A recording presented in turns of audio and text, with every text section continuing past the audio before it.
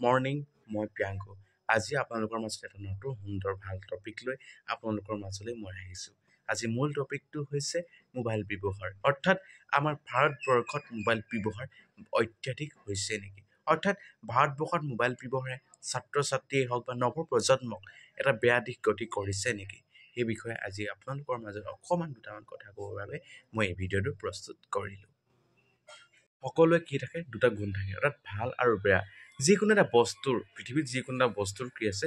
দুটা গুণ আছে, অৰ্থাৎ ভাল আৰু বেয়া।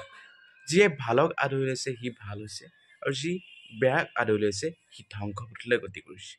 সমাজত এনেকুৱা এটা বস্তু নাই, অৰ্থাৎ পৃথিৱীত এনেকুৱা বস্তু নাই যি বস্তুবিলাক কি কয় সমাজত যিকোনো এটা কাম কৰিবৰ বাবে উৎসাহ বা প্ৰেৰণা নোযোগায়। আজি ছাত্ৰ সমাজ, আজি নৱপ্ৰজন্ম কি হৈছে? মোবাইল ফোনৰ অত্যাধিক ব্যৱহাৰৰ ফলত কি হৈছে? বেয়ালৈ গতি কৰিছে, অৰ্থাৎ যুৱ উচ্ছৃংখলতাৰ সৃষ্টি হৈছে। এই যুৱ উচ্ছৃংখলতাৰ ফলত কি হৈছে? নানা ধৰণৰ বেমেজালিৰ সৃষ্টি হৈছে। ছাত্ৰসকল পাহৰি গৈছে যে ছাত্ৰসকলৰ মূল লক্ষ্য হৈছে পঢ়া, অধ্যয়ন কৰা। এই অধ্যয়নটো কি কৰিছে? তেওঁলোকে পাহৰি গৈছে। পাহৰি তেওঁলোকে কি হৈছে? মোবাইলত আসক্ত হৈছে, মোবাইলৰ লগত বিলীন হৈছে। আচলতে তেওঁলোকে পাহৰি গৈছে তেওঁলোকৰ জীৱনৰ লক্ষ্য, উদ্দেশ্য। এইবিলাক উদ্দেশ্য আৰু লক্ষ্য যিজন ছাত্ৰই পাহৰি গৈছে, যিটা ছাত্ৰসকলৰ কি হৈছে? বিকাশ সাধনত ব্যতিক্ৰম হৈছে। ক'ব গ'লে আজি ছাত্ৰ সমাজ বলি হৈছে গেমিঙৰ ওপৰত, অৰ্থাৎ তেওঁলোকে গেম খেলিবলৈ ষ্টাৰ্ট কৰিছে, অৰ্থাৎ তেওঁলোকে গেম খেলিছে। সেই গেমৰ প্ৰভাৱে কি কৰিছে?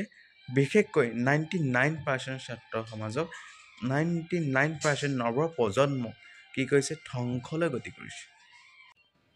গেম ছাত্ৰ সমাজৰ বাবে এটা ধ্বংসস্বৰূপ, যি গেমৰ ফলত কোনো এজন ছাত্ৰ, কোনো এটা নৱপ্ৰজন্ম হাত সাৰি যাব পৰা নাই।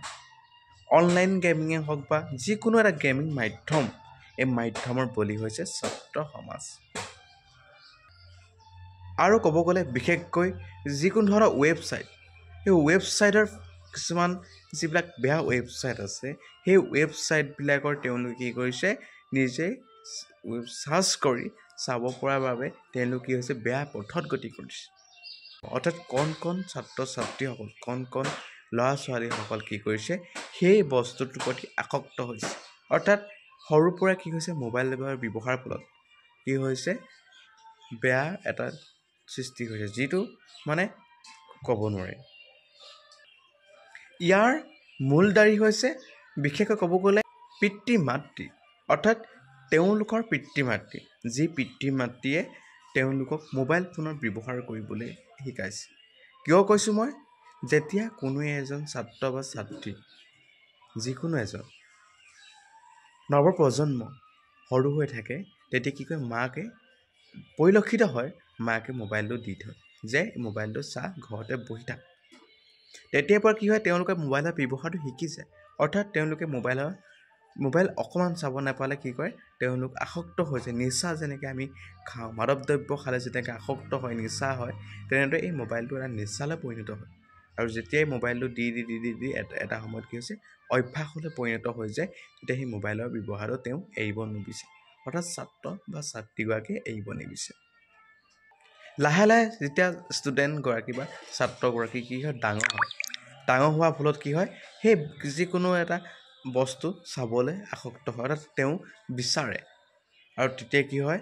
আজিকালিতো ছ'চিয়েল মিডিয়া মাধ্যম, যিকোনো ধৰণৰ বস্তু আমি দেখি থাকোঁ বা শুনি থাকোঁ। অৰ্থাৎ মাক বাপেকগৰাকীয়ে চাই নাথাকে যে ল'ৰাটোৱে কি চাইছে, ল'ৰাটোৱে মোবাইলত কৰিছে কি। এইটো হৈছে আমাৰ মাক বাপেকৰ এটা ডাঙৰ ভুল, যি ভুলটোৱে কি কয়?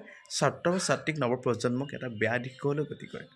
আজি দেখিছে, আজি ছাত্ৰ ছাত্ৰীসকল কিমান বেয়া দিশলৈ গতি কৰি আছে। এতিয়া আমি অকল মোবাইল ফোনটো বেয়া দিশটো কথা আমি কৈ থাকিলে নহ'ব, ইয়াৰ ভাল গতিও আছে। ছাত্ৰ সমাজ আজি মোবাইলৰ বাবে কিমান এটা লাভান্বিত হৈছে। যিকোনো এটা কুৱেশ্যনে হওক বা যিকোনো এটা বস্তুৰ বিষয়ে যদি অধ্যয়ন কৰিবলৈ বিচাৰে ছাত্ৰ সমাজে, পোনপ্ৰথমে আমি মোবাইলটো চাৰ্চ কৰিলে আমি পাওঁ। এইটো এটা ডাঙৰ এটা ছাত্ৰ সমাজৰ বাবে মই ভাবোঁ এটা ডাঙৰ উন্নতি বুলি ভাবোঁ, অৰ্থাৎ তেওঁলোকৰ এটা ভৱিষ্যতৰ মাপকাঠি বুলি ভাবোঁ। কিন্তু এই ভৱিষ্যতৰ মাপকাঠিডাল যদি আমি ভাঙি পানি যদি আমি বেয়া দিশলৈ গতি কৰোঁ, তেতিয়া সেইডাল মাপকাঠি হৈ নাথাকে, অত্যাধিক মোবাইল ফোনৰ ব্যৱহাৰৰ ফলত কি হৈছে ছাত্ৰ সমাজ হওক বা নৱপ্ৰজন্ম কি হৈছে এলেহুৱা হৈছে তেওঁলোকে সম্পূৰ্ণৰূপে কিতাপখন পঢ়িবলৈ মন নকৰে তেওঁলোকে কুৱেশ্যন এটা হওক যিকোনো এটা হওক কি হয় মোবাইলটো চাৰ্জ কৰি চাবলৈ মন কৰে অৰ্থাৎ চাই দিয়ে